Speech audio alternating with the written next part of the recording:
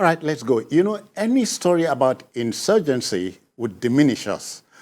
But then our duty is to report any news about it. At least 3 internally displaced persons, IDPs, have been killed, while 13 others, including 8 soldiers, have been injured in separate attacks by members of the Islamic State West Africa province, ISWAP. The theater of the insurrection is Damboa, local government area of Borno State. Perhaps even more sordid is the case of a 25-year-old mother who kidnapped her daughter in Kano, only to demand a 3 million naira ransom from the husband. Rahama Sulaiman allegedly took the daughter to a relative at Madobi, pleading for the child to be kept for her since she was taking a 4-day trip. Now, has it got a name? Has this got a name? It is what it is. It is what it is. I think 2 weeks ago, we were discussing the case of a couple that came together to fake their own kidnap because the husband felt that he had so many people in his family who would not assist him if he needed money. He wanted to he wanted to rebuy his whole house. So that was sold, though. Yes, he had people abroad, you know. But what Nigerians don't know is that some of our people living abroad are actually going through a lot. So to imagine that because somebody is based abroad, he has to be extremely generous. I mean, it's a long shot. So many of them are struggling. They are struggling like the rest of us, you know, struggling. To make ends meet. Remember that Jimmy Cliff song, Struggling Man? Oh, yeah. So we all kinds of things are happening in our country. So this one is not strange to me because we've seen people even selling their own children. People selling their own children. What would people not do because of money? Money occupies such a critical position in our lives, and money is the oxygen. You know, it's life's oxygen. So when people get to the brink, they conjure anything is. Yes, so this one I'm not surprised at all because I've seen people do worse things, but it doesn't make it right. It is wrong. It is wrong. Very wrong. For you to fake your own kidnap. We saw a pastor faked his kidnap in Ekiti State also. It's wrong and to sell your own children. Ransom. Yes, it's wrong to sell your own children. It's wrong to hide your daughter somewhere and claim that she had been kidnapped just for you to be able to get money from a tight-fisted former husband. So it's just it's criminal, and people who do things like this deserve to be punished so that they will stop it. Emeka, and even if relationship between husband and wife broke down, it shouldn't have come to this. Well, unfortunately, that's what the reverse is the case. You know, you find a lot of families that are affected, where the children are affected by this, by problems between the spouses. You find out that, you know, when the spouses quarrel, when the spouses disagree, when there is a breakdown in the relationship, you know, the children suffer. You even find that some children no longer go to school, or in the case of this woman, the husband, she claimed that the husband abandoned them for 10 months. And this is a 25-year-old girl. So from looking at the story, it looked very clearly that she wasn't working, she was unemployed, maybe just a housewife. And so what experience had she got, you know, in running a home, in taking care of a child, in even taking care of herself? So she may have been married off early. So what experience did she have about life more than just giving birth to children? So unfortunately, that idea occurred to her. But I think it also speaks to a very unfortunate aspect in our nation, which is, people having to believe that their future, or in fact that their existence depends on other people. For a young girl like that, I mean, she should have had something doing. So for that 10 months, how was she keeping the home for 10 months? How was she feeding for 10 months? So at what point did she now decide that, okay, she had to take an extreme position?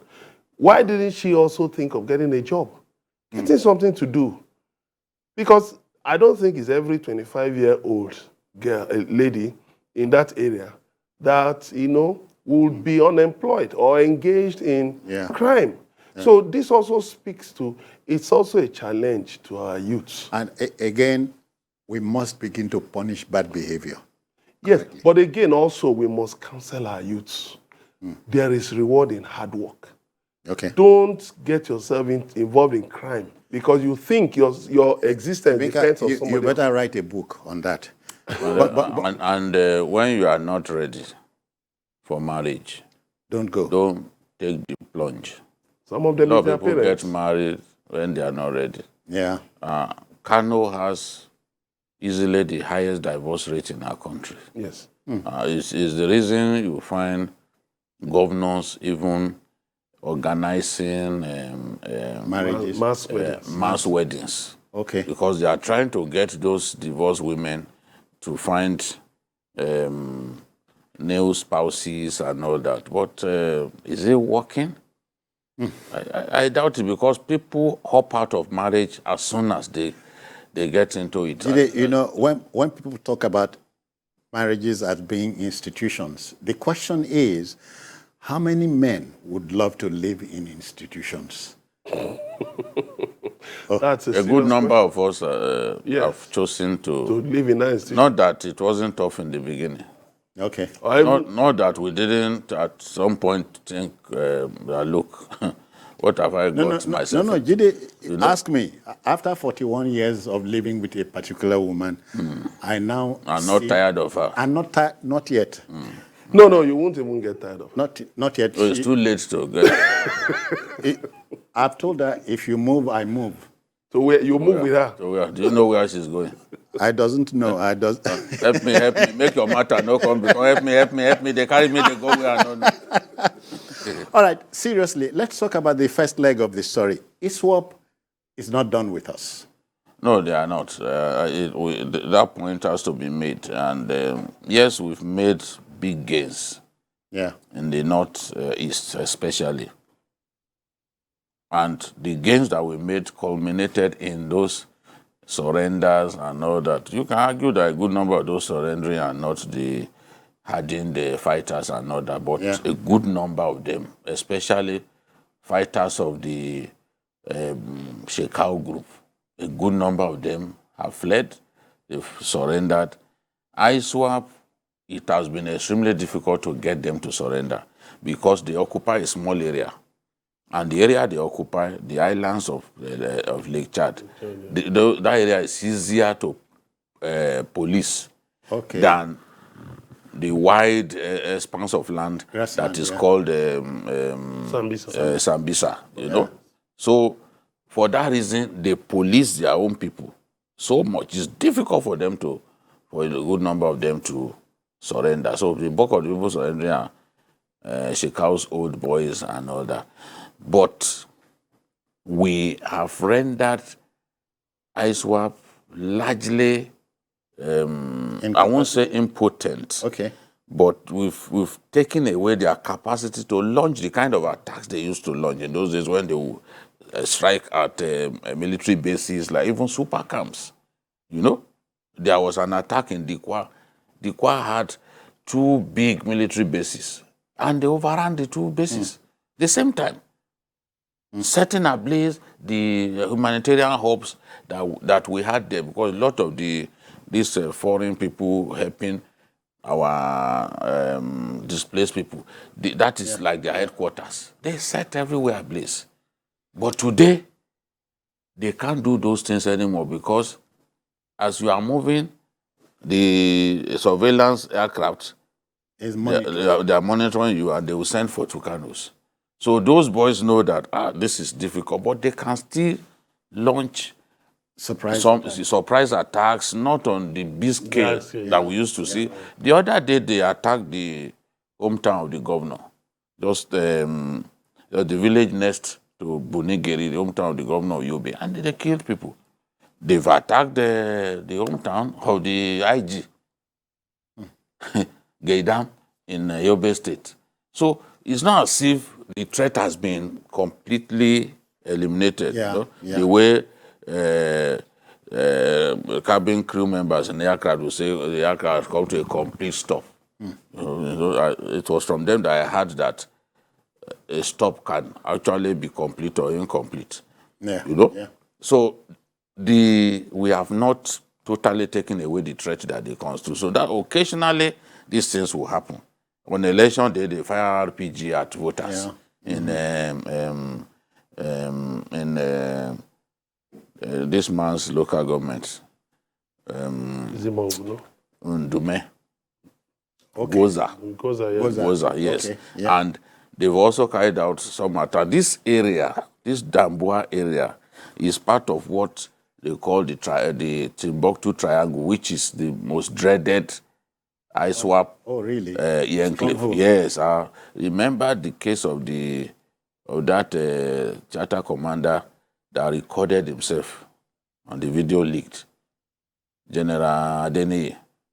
You know, it was inside Timbuktu Triangle that he recorded himself. He said, we have lost our MRAPs, we've lost tires, they are firing at us, they surrounded us, we can't move, and all of that. It's still that area.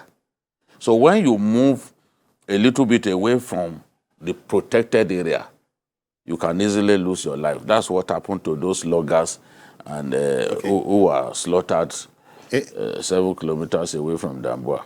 Emeka, this is not to take anything away from our fighting forces. No, they have actually tried, because if you look at what the same ISWAP has done to Mali and Burkina Faso, it's worse.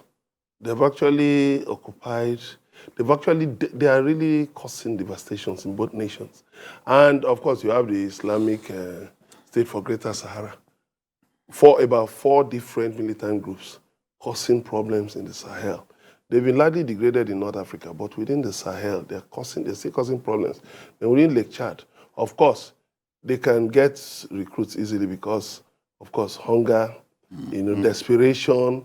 Then the way, people are more, like Jide said, those who are leaving their ranks are mainly Boko Haram. But the hardened ones are in ISWAP. And so with the coordination between them and their colleagues, up in the Sahel, it creates difficulties for Nigeria, Chad, Niger, and Cameroon. So, and then again, there is the issue of, I've talked about hunger, displacement, poverty, then climate change. Also, there are researchers who say that the Lake Chad is shrinking, and so that has also caused some problems. But I think the security forces have really tried in confining them, shrinking their territory. Because imagine if although they've been able to strike in some parts of the country, just surprise attacks, but that ability to move in large numbers has been totally taken off them.